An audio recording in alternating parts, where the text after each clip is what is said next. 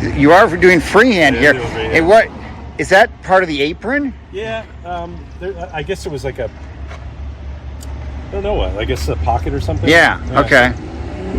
But yeah, you are doing freehand here. Yeah, something like this, it doesn't have to be exact. It's not like his face or something like that. If the pouch of the apron is off a tiny bit, it's not going to make a big difference. So the shirt now, when I was here the last time, you were like on the second coat of that. It looks like there's at least another coat or two. Some have 3. So it's interesting. If you compare, this is one coat, right? This is no coats. This is sort of just the base. So what I'm going to do today is I'm going to put the first coat on this part, and then I'll come back because I like to get him done, and I'll do a second coat, and this will end up looking a little bit more like that. And then in some areas, a third coat if it needs it.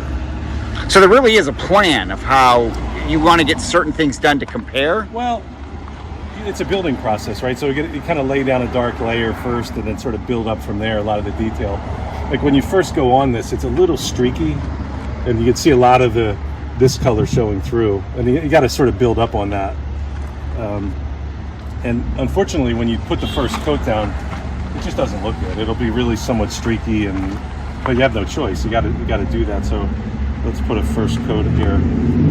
One of the things that I got to tell, like a lot of my new students, is it's not going to look good right away. It just doesn't work that way. We would call this, if we were in class, we call this an underpainting. We're just putting a base coat down. Yeah. Again, somewhat darker. It's interesting. A lot of my students that are younger, their parents will drop them off. We'll do their underpainting, which looks awful, and they'll come back and be like, "Oh wow, yeah, this is what we're paying for."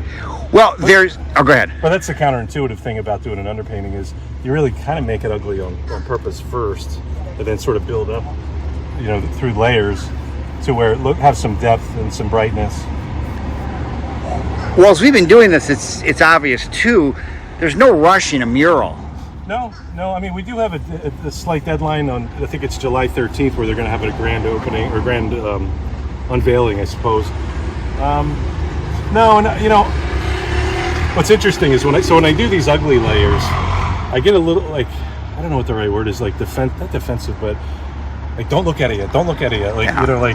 Don't say it looks good because it doesn't. And you got to get used to that. And if I'm working privately, like at somebody's home, I have to really sit down and explain to them it's going to really look ugly, and you're going to regret hiring me.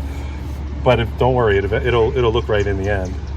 It's just the process. It is. It really is as you just add the layers to it. Yeah, that's just the way it works, and that's the way oil works. It's a building process of just building. Like this doesn't look good, and I always sort of compare it to like if you were. You had a car, like an old car, and you primed it first. That's kind of what we're doing. Yeah. We're putting down a primer coat, and it's just not going to look good. And ideally, I'd love nobody to see it until it's finished, but that's cool. That's the way murals go, and I think people driving by kind of like seeing the progress every day.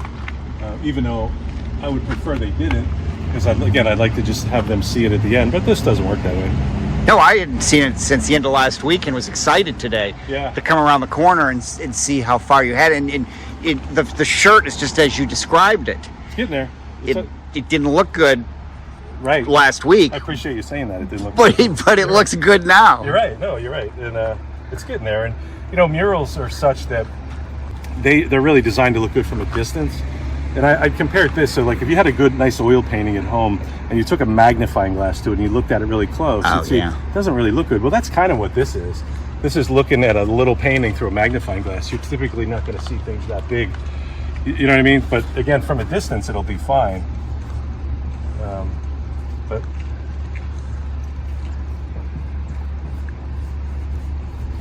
So if I put this down, by tomorrow it'll be dry, and then I can sort of come back and start putting this. Put another one. Yeah.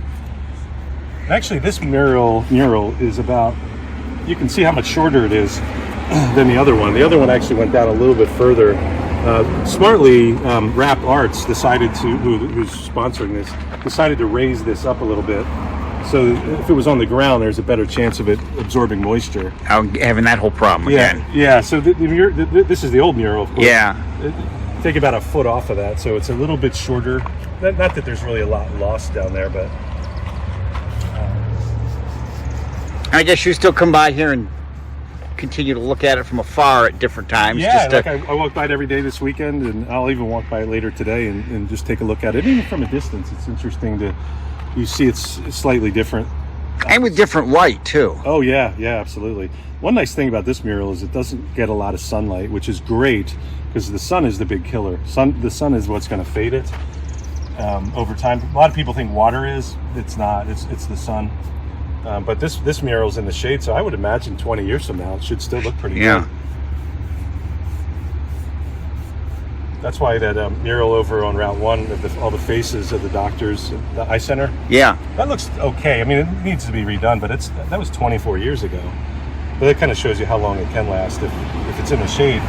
Unlike the Sammy T's mural, which gets sun all the time. Yeah. And Downtown Greens has held out well. yeah, you know what it is too is so there's two different types of paint. I think we talked about this. The painting that he's painting is latex enamel, something you get at Earl's. Okay. Sherwin-Williams actually sponsored it, and that holds up a little better than this, which is called an alkyd, which is kind of like an oil paint, like we would use in class or something.